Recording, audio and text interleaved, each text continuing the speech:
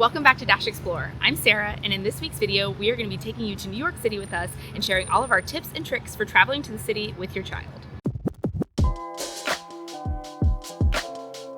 So you might be here because you're thinking about planning a trip to New York City, or maybe you already have one booked and you're not even sure where to start. New York is a huge and magical place, but it can also feel really overwhelming. And I'm hoping that in today's video, I can give you some of our tips and tricks so that you feel confident going into your trip with your family. So I want to start off by saying I had the best of intentions to film this video while we were actually on our trip in New York City.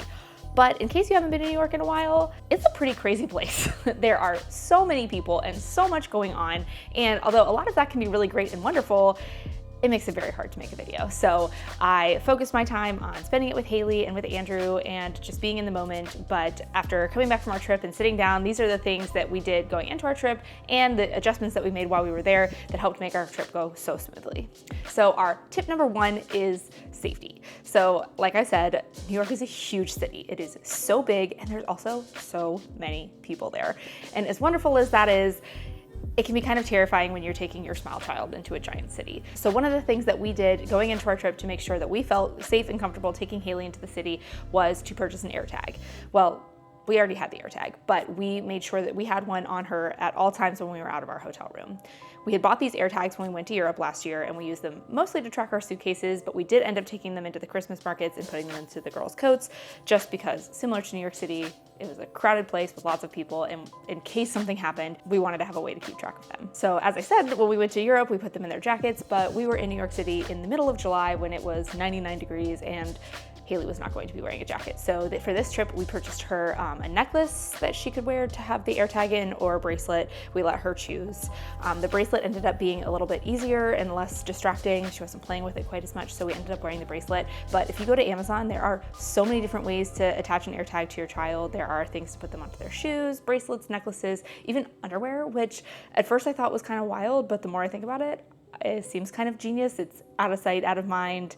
I didn't look too closely into the details of that, but there are plenty of options out there. So if an AirTag or some other kind of tracking chip, which sounds absurd and crazy, but some way for you to keep track of your child in a busy place, go on Amazon, see what you can find, and make the decision that is right for your child. Now, thankfully, we didn't need to end up using the AirTag, but it was nice peace of mind knowing that if something were to happen, we would easily be able to track her and find her if there was a problem. But on that note, our second thing that falls under our safety category was have a plan in case you get separated. Now, one tip that I found multiple places online that I think is a great piece of advice is to tell your child that if they get lost or separated from you in a really busy and crowded place, is to look for a family with kids and ask them for help. When I first heard about this, I thought it was a genius idea, and it's a way for your child to feel comfortable asking somebody for help that's not just any random stranger they find on the street. So going into our trip, we reminded Haley that we were going to be at a really busy place with a lot of people, and we were going to do our very best to hold her hand or have her in the stroller or make sure that she's in our sight at all times. But if something were to happen, that she needed to go look for a family and ask them for help and to stay put until we were able to find her. Now, these kinds of conversations can be kind of scary and uncomfortable for your child, but they are important to have because you would much rather have them have a plan in place if something were to happen than for them to just get completely lost in the city.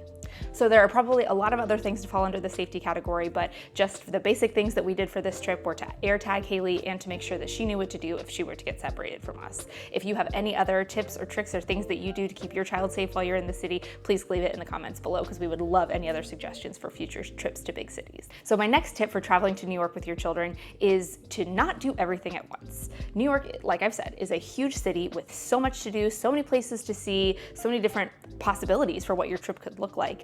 But it can be so overwhelming, especially for a small kid, to be around that many people where it's really loud, there are so many lights and just so much going on that you don't want to overstimulate and overstress your child by trying to pack too much into one trip. Especially if you're taking little kids under the age of 5 or 6 who have the rest of their life to go to New York a bunch of times if there's more they want to see. Limit the activities to things that are really going to keep them excited and engaged, and make sure you take hotel breaks in the middle of the day so that they have time to sit down, relax, decompress, maybe watch a show or listen to an audiobook or something that's going to help them calm down and regulate their system, because the city can be super overwhelming and you don't want to push and then they end up having meltdowns and just having a horrible trip because you're trying to do too much.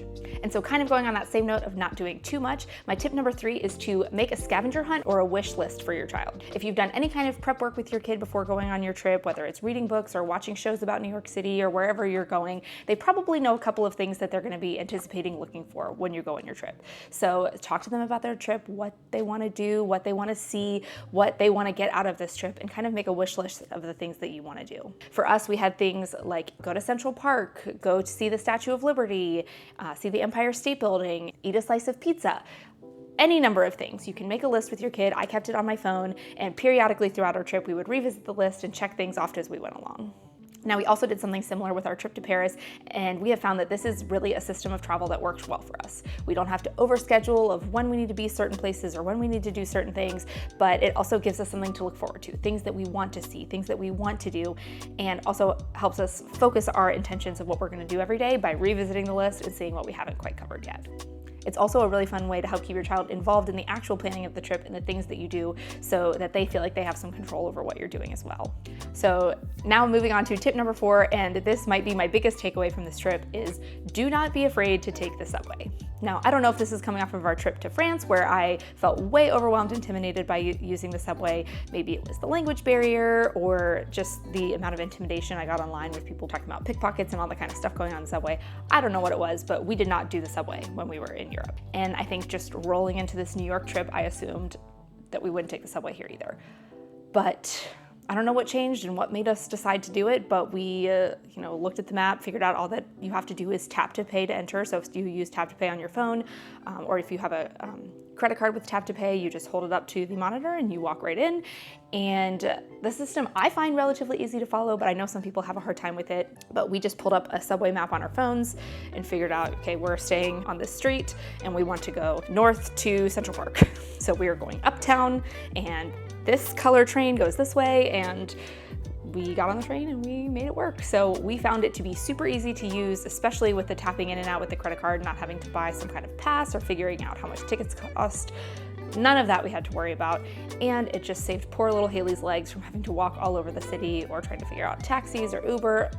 Can all be super overwhelming, but we ended up taking the subway probably 5 or 6 times, and we do not regret it one single bit. This is also a great way to make sure that you can explore things outside of the little neighborhood that you're staying in, and that you can see things as far north as Central Park and as south as the Statue of Liberty, and maybe even extend beyond that, but that's all we did on our trip.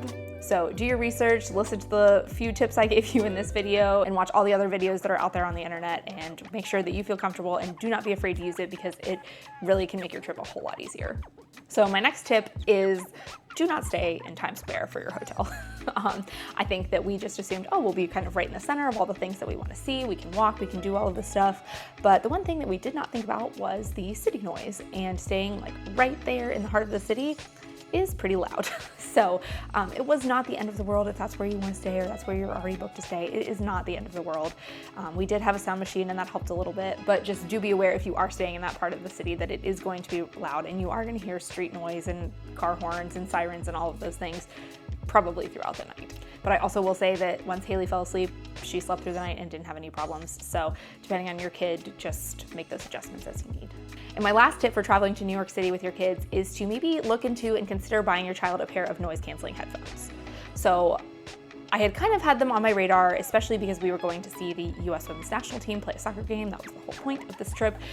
We were going to be in a large stadium with a lot of people, and it was going to be really loud. And I know that Haley doesn't really love super loud noises, so I was like, I'll go ahead and get her a pair of noise-canceling headphones. She'll wear them at the game, and that way it won't be too overwhelming for her. But pretty much from the second we got to the train station, she wore them all the time.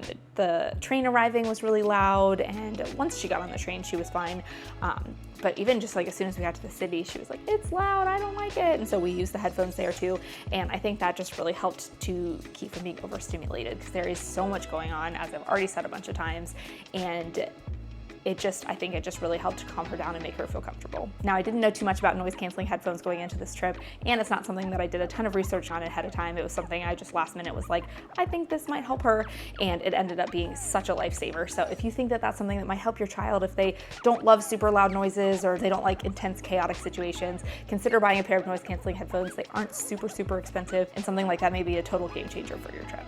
So I think that about wraps it up for my tips and tricks for traveling to New York City. I will say within the first hour to 2 hours of being in the city, I was like, I just don't think I like it here. This is not for me. I'm not a city person. No, thank you. I don't know that we're ever gonna be coming back.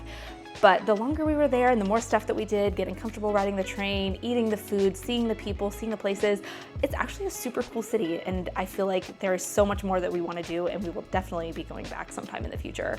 Haley has also been talking about it nonstop since we got home, so I know she was really excited about the city. So I hope that by following the tips in this video, you feel really confident and comfortable going into your trip to New York City, and that your kids will have just as amazing time as ours did. So if you found this video helpful, if you could give it a like, we would really appreciate it. And if you are enjoying all of our travel content and you want to follow along for more, please subscribe to our channel and ring the notification bell so that you can get notified when we post new videos. You can also head over to Instagram and follow us at Explore. Thank you so much for watching today's video, and we will catch you in the next one.